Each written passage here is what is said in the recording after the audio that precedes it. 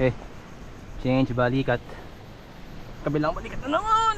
Let's go po.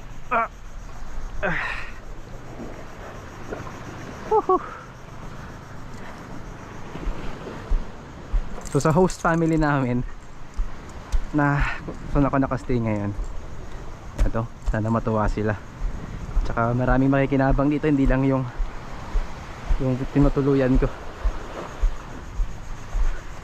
kasi mapapakain ito ang siguro hindi naman hindi na sobra yung buong barangay, pero maraming mapapakain.